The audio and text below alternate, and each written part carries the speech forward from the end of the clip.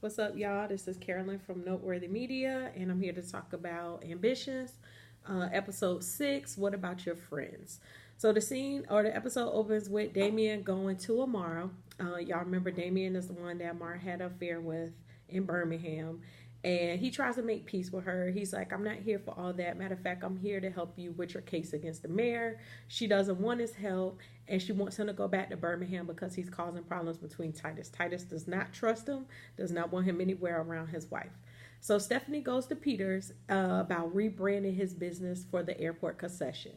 Um, he thinks that she's coming back to have sex again, but she act like she don't. But in the end, she really gives it up, and he press up against her. She give it up anyway. So Roderick goes to Bella and tells Bella that the mayor had his goons beat him up. And she said, well, what do you expect? You called him out on national TV. So he's like, oh, so you sticking up for him? So he still, at this point, doesn't know that Joaquin is the mayor's son. He knows that Bella had a relationship, but he tells her that he wants to help her. He's in love with her. He doesn't want to leave her, and he feels bad because he feels like the mayor took advantage of Bella. So Bella convinces him to stay. She sweet talks him so she can heals up his wound. Amara invites her boss Karen to her office because she wants her to not put her and Damien on any cases together. While she's talking to her, Damien comes in and he jumps in the middle of their conversation. So Karen feels like, what's this going on with y'all? I don't want to be in it. Just y'all work it out.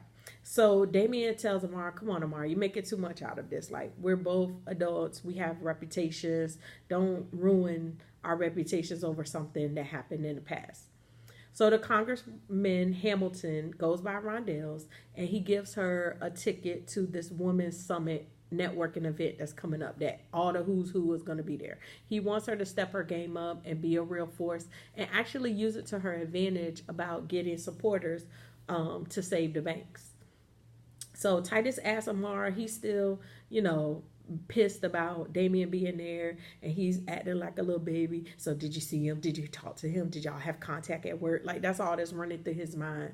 And so they argue a little bit, and Titus, he just getting on my nerves at this point with his little insecurities, but he wants Amara to quit. And Amara's like, I'm not quitting my job. Like, that's not the way that we handle it. If we quit, we show him that he wins. We have to stay unified and stay connected as a on a front, to show that we're stronger than ever and we're not going to run from him.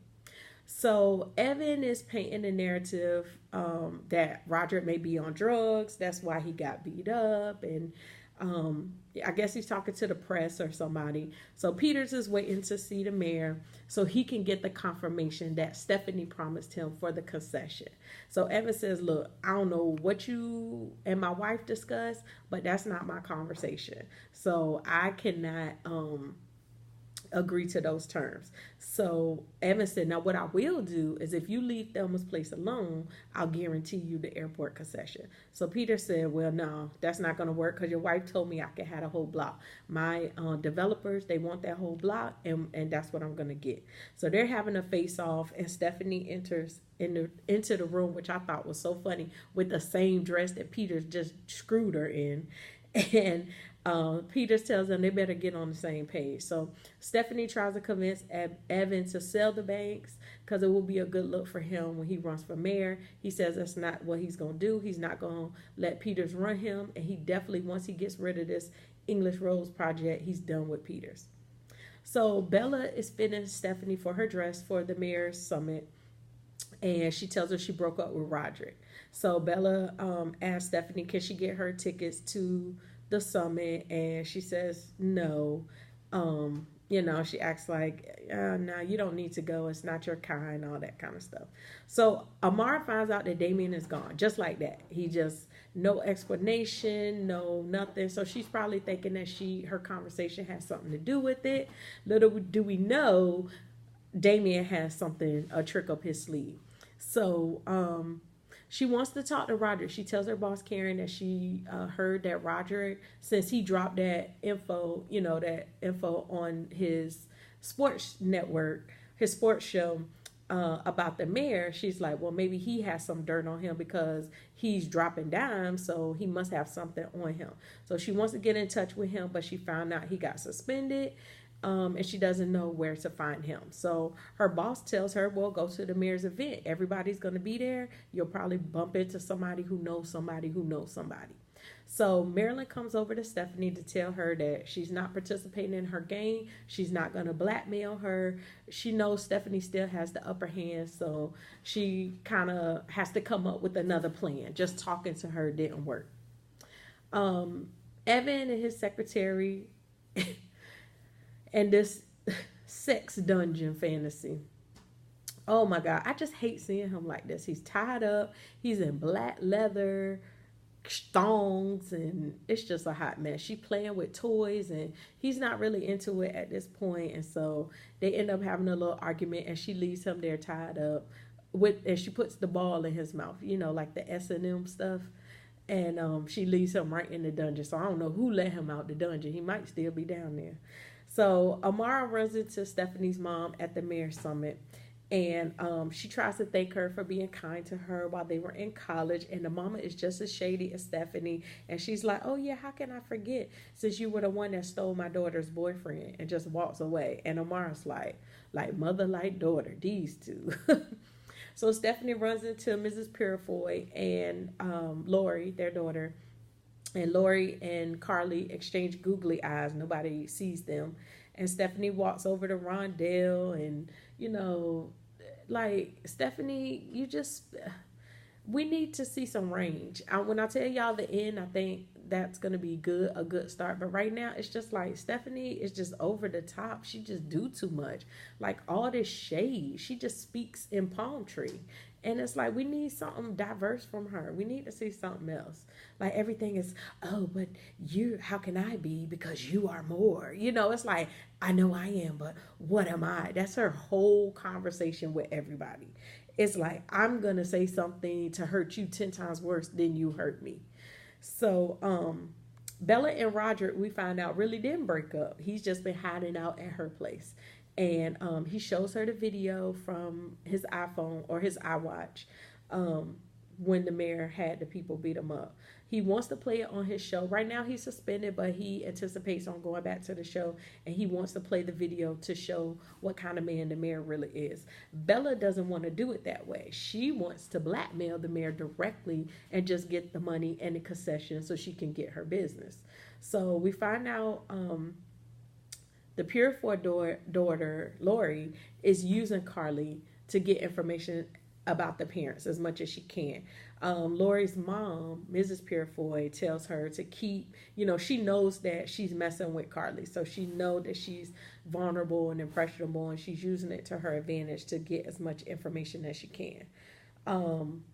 Rondell has an uncivil conversation, I call it, with Irene Carlisle, who is Stephanie's mother, about saving the banks.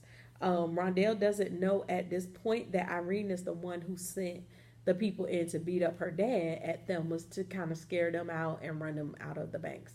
So she tries to appeal to her better nature and tell her, you grew up in the banks. Like, I expect this from Stephanie and her dad, Mr. Carlisle, but not from you.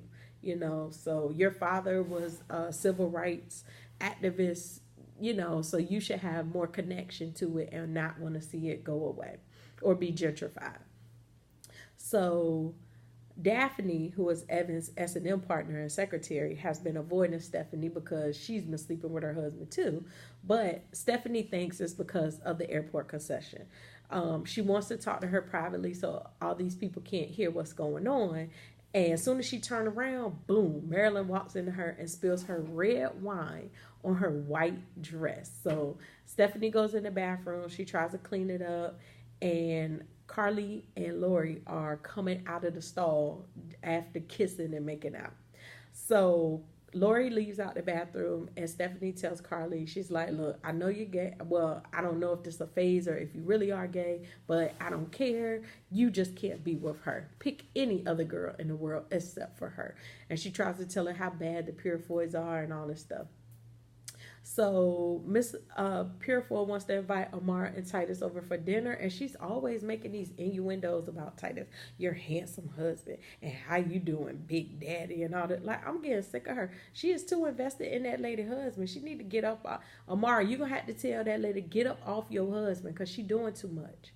So Stephanie tells Lori, she follows Lori through the party, and she tells her stay away from her daughter. They exchange word, and Stephanie ends up smacking the crap out the girl. So Miss Purefoy wants to press charges, wants to sue her, and Stephanie says, oh, we're all overreacting. Why don't we just go have a drink? So Lori says, yeah, Mom, let's go have this drink. So they went to have the drink. They're making Stephanie a drink, and they end up the bartender put something in Stephanie's drink, some little droplets of whatever, some kind of drug or something. I'm sure it's just probably to scare her, paralyze or whatever. It's probably not to kill her. It's no way they're killing Stephanie Lancaster off the show. But later on we find her, well, I'll tell you that part at the end. So Bella tricks Evan to come over, tells him that his son wants to see him, and she shows him the video that Roderick made of him beating him, well, the guys beating him up. So she blackmails him for $750,000 and the airport concession. So he said, well, I'll just leak our relationship. I'm over it. And she said, well, I'll just say that I'm the victim, that you took advantage of me.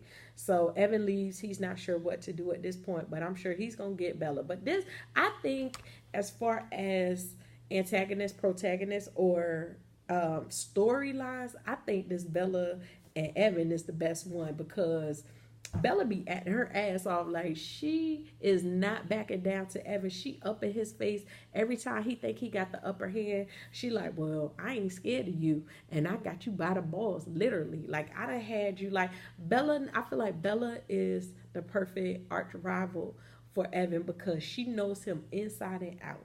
Like, she is the type of girlfriend that's vindictive, but she not just gonna go on Facebook and put you out there. Bella gonna get you where it hurts. She gonna get them pockets, okay?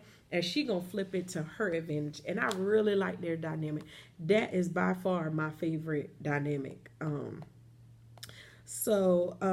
Amara was telling Titus when she got home all about the summit. They're having a good time, and we find out that's what Damien did when he went in her house. When he snuck in the house last week, we knew he put something, but we weren't sure what it was, so it was a video. That's why he left town, because now he can just watch what's going on. When Stephanie and Carly get home, she reprimands her about dating Lori again, and she starts coughing and feeling bad. She goes to drink some water, and she tells Carly, as long as you're staying in my house, you can't date her. And Carly said, well, I just won't stay in your house, bye.